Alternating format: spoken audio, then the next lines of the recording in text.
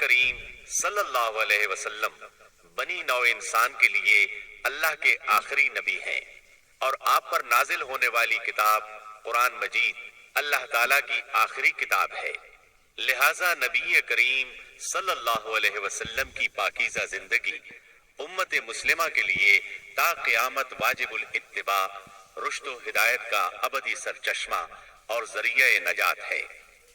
لقد كان لكم في رسول الله أسوة حسنة۔ یقیناً رسول اللہ کی زندگی تمہارے لیے بہترین نمونہ ہے، لہٰذا رحمت للعالمین کی سیرت مطہرہ کا مطالعہ ہر مسلمان کی زندگی کا لازمی حصہ قرار پایا۔ مسلمان مردوں، عورتوں اور بچوں کی اسی ضرورت کے پیش نظر نبی رحمت صلی اللہ علیہ وسلم کی سیرت طیبہ پر سیٹ تیار کیا ہے، جس کی تیاری میں قرآن مجید، صحیح احادیث اور مستند سیرت کی کتابوں سے استفادہ کیا گیا ہے۔ اس سیٹ میں سیرت النبی صلی اللہ علیہ وسلم کو مفصل طور پر بیان کیا گیا ہے۔ نبی صلی اللہ علیہ وسلم کی زندگی کے تمام پہلو اور واقعات ترتیب وار انتہائی دلچسپ انداز، خوبصورت آواز اور آسان الفاظ میں بیان کیے گئے ہیں۔ لیجیے سماعت فرمائیے، رحمت للعالمین۔ سیرت نبوی کو مکمل طور پر بیان کرنا اس وقت تک ممکن نہیں جب تک اسلام سے پہلے اور بعد کے حالات کا تقابل نہ کیا جائے۔ اس لیے ہم اصل مضمون سے پہلے اسلام سے پہلے عرب کی کیفیت بیان کریں گے، عرب اقوام اور ان کی معاشرت کا نقشہ کھینچیں گے، پھر وہ حالات بیان کریں گے جن میں رسول اللہ صلی اللہ علیہ وسلم کی بعثت ہوئی۔ لفظ عرب کے لغوی معنی صحرا اور بیاب و گیاہ زمین کے ہیں۔ عہد قدیم سے یہ لفظ جزیرہ نمائے عرب اور اس میں بسنے والی قوموں پر بولا گیا ہے۔ عرب کے مغرب میں بحر احمر اور جزیرہ نمائے سینا ہے، مشرق میں خلیج عرب اور جنوبی عراق کا ایک بڑا حصہ ہے۔ جنوب میں بحر عرب ہے جو در حقیقت بحر ہند کا پھیلاؤ ہے۔ شمال میں ملک شام اور کسی قدر شمالی عراق ہے۔ ان میں سے بعض سرحدوں کے بارے میں اختلاف بھی ہے۔ کل رقبے کا اندازہ 10 لاکھ سے 13 لاکھ مربع میل تک کیا گیا ہے۔ نسلی اعتبار سے مورخین نے عرب اقوام کی 3 قسمیں قرار دی ہیں۔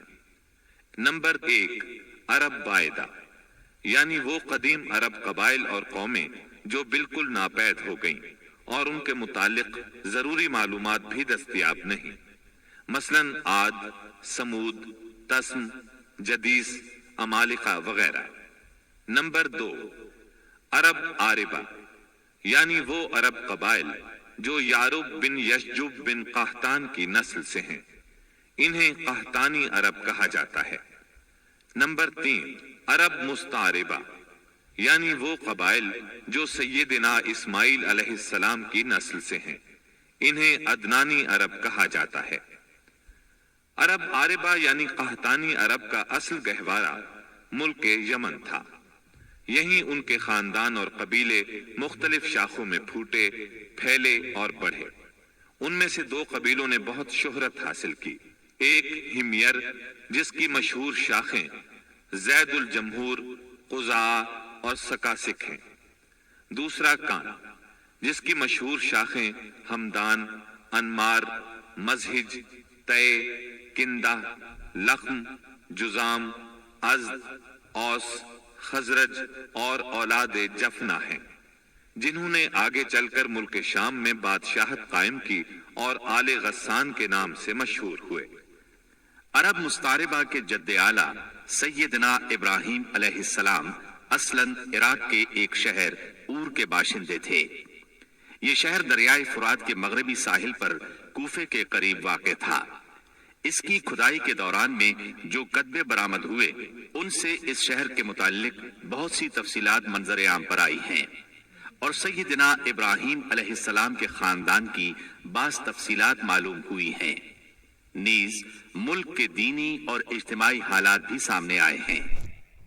سیدنا ابراہیم علیہ السلام یہاں سے ہجرت کر کے شہر حران تشریف لے گئے تھے اور پھر وہاں سے فلسطین جا کر اس کو اپنی دعوتی سرگرمیوں کا مرکز بنا لیا اور دعوت و تبلیغ کے لیے یہیں سے اندرون و بیرون ملک آتے جاتے رہتے تھے۔ ایک بار آپ مصر تشریف لے گئے۔ فرعون نے آپ کی بیوی سیدہ سارہ علیہ السلام کی کیفیت سنی تو بدنیت ہو گیا۔ انہیں بری نیت سے اپنے دربار میں بلایا، لیکن اللہ نے سیدہ سارہ کی دعا